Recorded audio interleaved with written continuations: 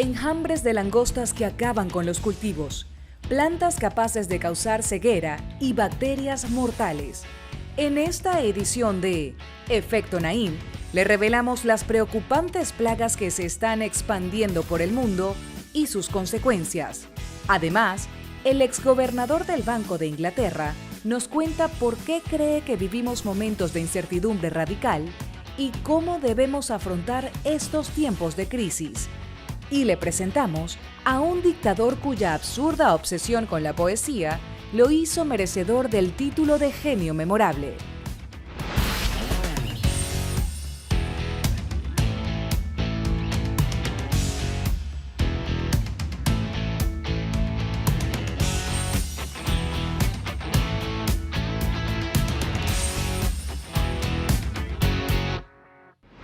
Bienvenidos, soy Moisés Naim desde Washington, encantado de estar de nuevo con ustedes. Miren estas imágenes, son langostas, no las langostas de agua, las langostas marinas que son muy apetecidas en muchas partes del mundo. Estas son insectos voladores que vuelan en enjambres gigantescos y que por donde pasan arrasan con las cosechas, con las legumbres, con los granos. En muchos países generan hambrunas. Estas enjambres de langostas son una plaga bíblica, aparecen en la Biblia, son importantísimas en la historia de la humanidad, pero ahora están cambiando, se están acelerando, se están multiplicando, son más grandes, causan más daño. Y esa es solo una de las plagas que ha sido acelerada y transformada por el cambio climático. En este informe les vamos a mostrar cuáles son otras plagas que están siendo amplificadas por lo que está sucediendo con nuestro medio ambiente. Miren. Estos majestuosos árboles de cedro son el símbolo nacional del Líbano. Los más antiguos tienen más de 1000 años. Han sobrevivido a la caída de imperios, guerras e intentos de deforestación.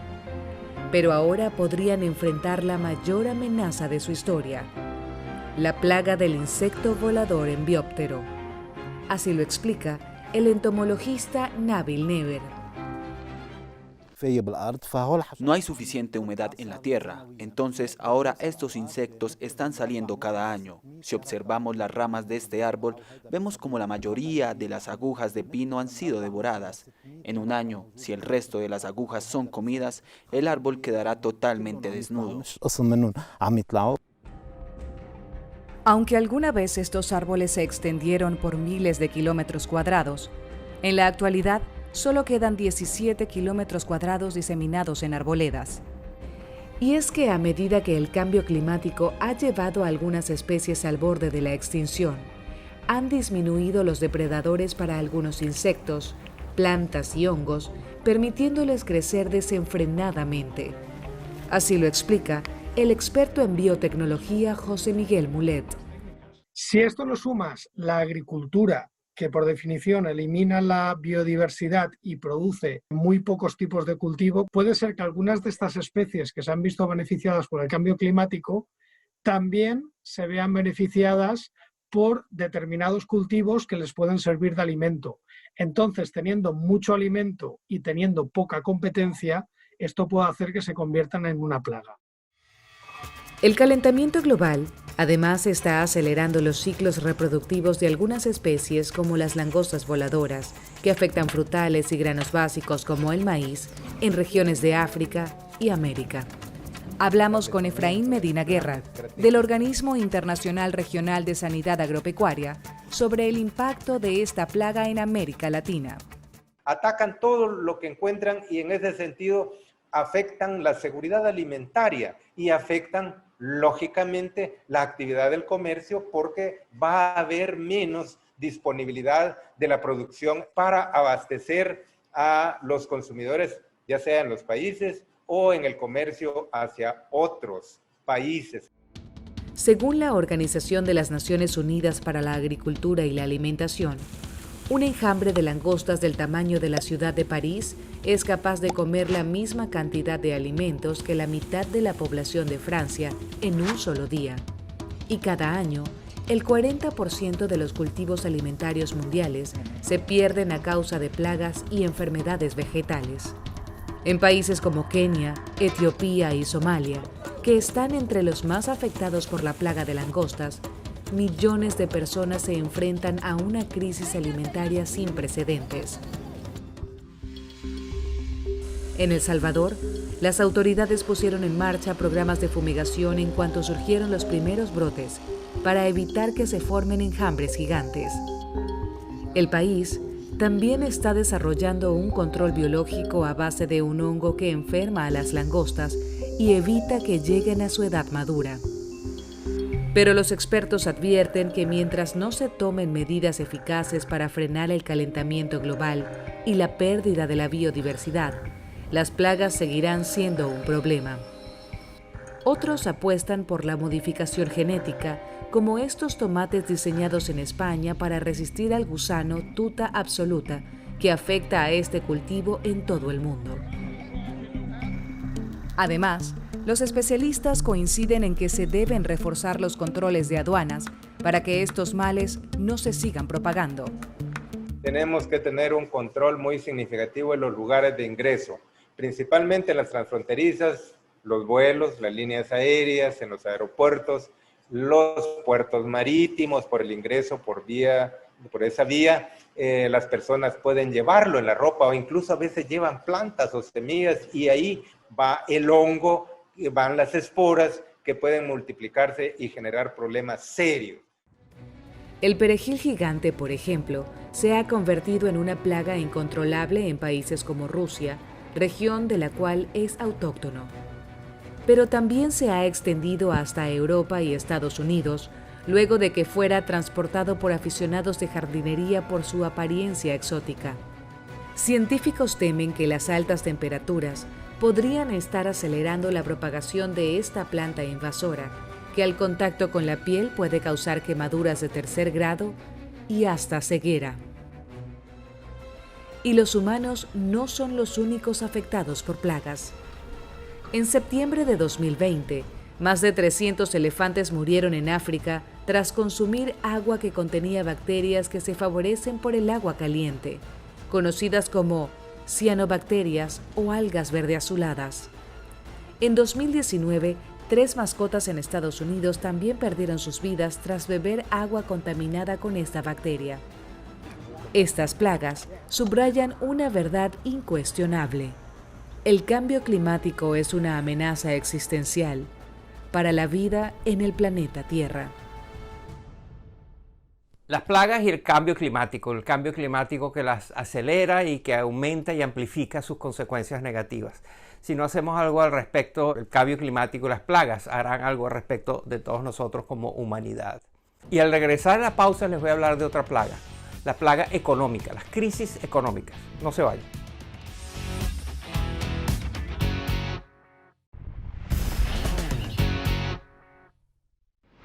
Las crisis económicas son plagas que nos llegan de repente, que se originan en otros países y que contagian a la economía mundial. Y hemos tenido varias de esas. Hay una propensión del capitalismo moderno a tener periódicamente estas crisis. En el año 2008 y 2009 hubo una de estas crisis. Hoy voy a entrevistar a uno de los protagonistas de los que tuvo que gestionar la crisis financiera del año 2008 y 2009. Se trata de Lord Mervyn King, que fue el gobernador del Banco de Inglaterra por una década entre el 2013 y el 2013.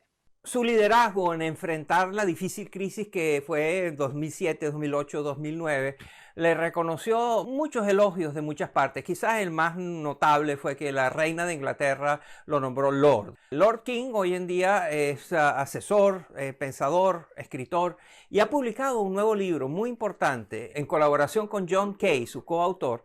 El libro se llama Incertidumbre Radical, la toma de decisiones más allá de los números. Es decir, ¿qué hace uno cuando está en la posición como la que él estuvo y llega todo tipo de turbulencia y no está muy claro que los números la reflejen exactamente? Hace falta algo más para manejar ese nivel de incertidumbre.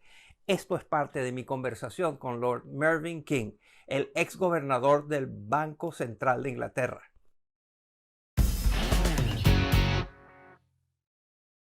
Usted acaba de publicar un libro que se llama Incertidumbre Radical. ¿Qué es eso? Well, we know the world's very uncertain, Bueno, sabemos que el mundo es muy incierto y mi colega John Kay y yo creemos que el mundo es radicalmente incierto. La COVID-19 es el mejor ejemplo de esto. En nuestro libro que publicamos el año pasado, escribimos que debíamos esperar una epidemia de una enfermedad infecciosa ocasionada por un virus que aún no existía. De modo que estábamos al tanto de que una pandemia era posible, pero no era sensato intentar descifrar la probabilidad de que eso ocurriera en 2020. Así que la incertidumbre radical es un nivel de incertidumbre que no se puede cuantificar, y la mayoría de los economistas, estadísticos, sociólogos y políticos creen que tenemos que cuantificar la incertidumbre. Nosotros creemos que eso es una ilusión muy peligrosa. Y de hecho, usted mantiene en el libro que la mayoría de los modelos que usan los economistas no funcionan, no son adecuados para explicar los problemas que tenemos hoy en día. Explíquenos. Creo que, nuevamente, la epidemia es un buen ejemplo de esto. Los modelos epidemiológicos que nos permiten entender la pandemia del coronavirus son muy útiles. Sabemos que generalmente una epidemia comienza lentamente. Al inicio no se ven muchos casos y de momento se acelera. Hay un pico y luego una caída. Pero esta información no nos permite pronosticar lo que depara el futuro. Así, en un intento por cuantificar la trayectoria de la pandemia del coronavirus, muchos investigadores han terminado realizando pronósticos extremadamente inexactos de lo que sucederá. Y es que, ya sea en la economía o en la epidemiología, no podemos pronosticar el futuro, porque no conocemos los factores claves que llevarán a un particular desenlace. Los modelos son muy útiles para proveer un conocimiento y entendimiento general, pero son muy malos para hacer pronósticos. En el 2008 el mundo sufrió un shock financiero enorme, una gran recesión que afectó a los países ricos, a los países pobres, y usted en ese momento era el gobernador del Banco de Inglaterra, el presidente de su banco central. ¿Cómo vivió usted esa experiencia? Lo que descubrí fue que los modelos informáticos que la gente estaba utilizando para hacer pronósticos eran bastante inútiles, porque no nos permitían entender lo que estaba sucediendo. Al contrario, estudiar la historia financiera, en particular ejemplos de crisis bancarias en el siglo XIX y al comienzo de la Primera Guerra Mundial, fue lo que realmente me ayudó a pensar de la manera correcta sobre la crisis bancaria de 2008, qué la estaba causando y cómo deberíamos lidiar con ella. La recomendación central en esos momentos, en el 2008-2009 con la crisis, era la austeridad. Hay que gastar menos, recortar gasto público y bajar el endeudamiento. Y ahora, en la crisis actual, hay otra recomendación, que es gaste todo lo que pueda para salvar puestos de trabajo, para que las empresas no vayan a la quiebra, para mantener la economía andando. ¿Cuál de las dos? Creo que ambas aplican a diferentes circunstancias. No estamos en una recesión convencional. Esta desaceleración económica fue causada por gobiernos que impusieron restricciones que impiden que la gente pueda salir a gastar y trabajar. En este caso, creo que el gobierno tiene una responsabilidad tanto económica como moral de apoyar a las empresas que de otro modo habrían podido operar con éxito. Así que la estrategia que deben adoptar los gobiernos ahora mismo es aumentar el gasto público para compensar a esos negocios. Esto, por supuesto, aumentará la deuda nacional, pero no es un desperdicio de recursos en lo absoluto, sobre todo si el gobierno logra financiar la deuda obteniendo préstamos con tasas de interés bajas. Para algunas economías emergentes esto no es posible, y el desafío es, por supuesto, mucho mayor. Y creo que la comunidad internacional tiene la responsabilidad de ayudar a estas economías de bajos ingresos que ya tienen problemas de deuda. Hay una gran pregunta sobre la manera correcta de abordar esta pandemia, y no creo que nadie tenga la respuesta correcta. Creo que incluso dentro de 5 años, los expertos seguirán debatiendo cuál habría sido la política correcta a implementar en la primavera de 2020. En su libro Incertidumbre Radical, usted mantiene que darle culpas a individuos en grandes crisis financieras, monetarias, macroeconómicas, como las que hemos vivido, no es bueno, es contraproducente. Explíquenos eso. el peligro de simplemente culpar a individuos. Es la suposición de que la crisis no hubiese ocurrido de no ser por el comportamiento de una, dos o un grupo de personas. Una vez se adopta ese punto de vista, no se hacen los cambios necesarios en nuestras políticas para evitar que se repita la experiencia. Siempre hay que aprender lecciones de una crisis. En 2008 descubrimos que el sistema bancario, que es de vital importancia para la economía, no era lo suficientemente resistente. Descubrimos que el sistema completo era muy frágil y lo que debimos haber aprendido sin duda en países como Reino Unido y Estados Unidos es que el sistema de salud también debía ser resistente, pero no fue así. Creo que hay lecciones futuras para muchos países sobre cómo no pudimos enfrentar adecuadamente la pandemia cuando estalló. Usted también se preocupa por las posibles crisis que se nos vienen. Explíquenos todo eso. Creo que la próxima crisis mundial en los próximos 3 a 5 años será la incapacidad de muchos de pagar el dinero que tomaron prestado a los bancos y a los gobiernos. Ya hemos hablado de los países de bajos ingresos, pero hay muchas empresas en todo el mundo que entraron a esta crisis de la COVID-19 con altos niveles de endeudamiento y como resultado de la COVID-19 han tenido que tomar aún más dinero prestado. Por lo tanto, los niveles de deuda de las empresas y los gobiernos serán mucho más altos de lo que hemos visto antes. Creo que el resultado final será un aplazamiento significativo de la deuda en todo el mundo. Ahora bien, eso podría terminar siendo algo bueno, pues podría llevarnos a un punto a partir del cual la economía mundial pueda comenzar a crecer de nuevo de manera más normal. ¿Qué debe hacer una persona que nos está viendo y que se quiera preparar para esas crisis que usted dice que se nos vienen encima? Creo que lo importante en términos de administrar nuestras finanzas es considerar el trayecto de nuestras vidas durante los próximos años, preguntarse cuáles son los riesgos y tratar de encontrar formas de protegerse contra eso. Deberíamos esperar que estalle otra pandemia entre los próximos 10 a 20 años. Tenemos que presionar a nuestros gobiernos para asegurarnos de que estén mejor preparados. Debemos organizar nuestras propias finanzas para que estemos en una posición en la que podamos sobrevivir a muchos de estos eventos inesperados. Puede que generar la mayor cantidad de dinero posible sea atractivo, pero no tiene ningún valor si descubres que no puedes sobrevivir una crisis. La supervivencia es más importante. Lord Mervyn King, el ex gobernador del Banco de Inglaterra, eso quiere decir el jefe del Banco Central de Inglaterra, uno de los bancos centrales más importantes del mundo, un protagonista central de cómo funciona la economía del planeta. Y ahora un observador agudo de lo que está pasando. Una conversación muy interesante. Muchas gracias, Lord King, por estar con nosotros. Moises, it's been my pleasure. Thank you very much. Sabios consejos, consejos muy oportunos en vista de las circunstancias económicas que hoy padecemos en todas partes del mundo. Y al regresar a la pausa vamos a la genialidad memorable de la semana. Les voy a mostrar un genio poeta. No se vayan.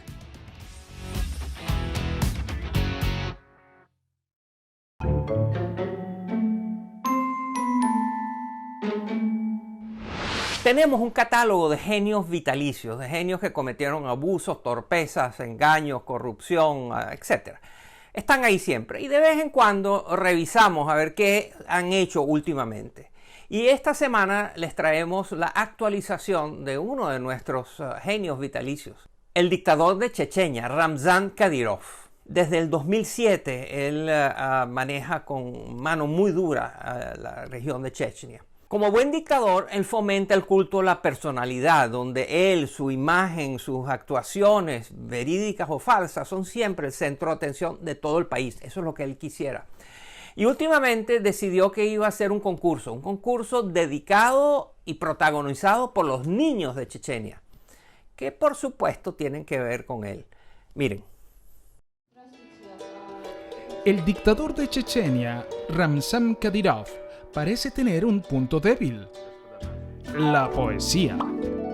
En 2017, el mandatario ofreció un iPhone de último modelo al ciudadano que escribiera y recitara el mejor poema sobre el presidente ruso Vladimir Putin, a quien Kadyrov admira mucho. No sabemos si a Putin le gustó el poema ganador, pero sí parece que Kadyrov quedó muy contento, pues en 2020 organizó otros 2 concursos de poesía. En junio, Kadyrov decidió premiar con efectivo a los niños que escribieran los mejores poemas elogiando a la familia del mandatario. El primer lugar podría llevarse hasta $7,000, más de 100 veces el salario mensual de una familia en Chechenia. Y en agosto, los pequeños compitieron por escribir el mejor poema adulando a la madre del dictador.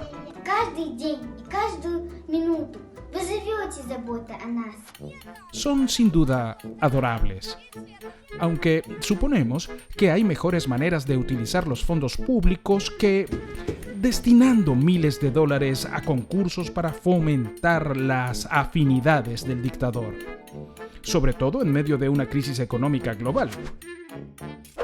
Pero Kadyrov sigue empeñado en regalar dinero. En octubre ofreció más de $1,000 en efectivo a toda familia que nombrara a sus recién nacidos como el profeta musulmán Mahoma o sus descendientes. Y no deje que la aparente generosidad del dictador lo engañe. Las autoridades estadounidenses temen que Kadyrov esté aprovechando la pandemia de la COVID-19 para cometer aún más abusos contra sus ciudadanos. Así, impusieron nuevas sanciones al líder checheno por su pésimo récord de derechos humanos, que incluye tortura y asesinatos extrajudiciales. Kadyrov respondió con esta foto. Ojalá este dictador invirtiera tanto en proteger las libertades de su población como en el fanatismo. Los genios de la semana nunca nos defraudan, siempre están allí cometiendo abusos, torpezas, violaciones de todo tipo. Si usted conoce de alguien que merecería ser presentado aquí como genio memorable de la semana, por favor escríbanos a través de nuestra cuenta de Twitter @EfectoNaim o a través de mi cuenta personal @MoisésNaim. Hasta aquí el programa de hoy. Espero que les haya interesado, espero que lo hayan disfrutado y espero que estén con nosotros la semana entrante. Gracias.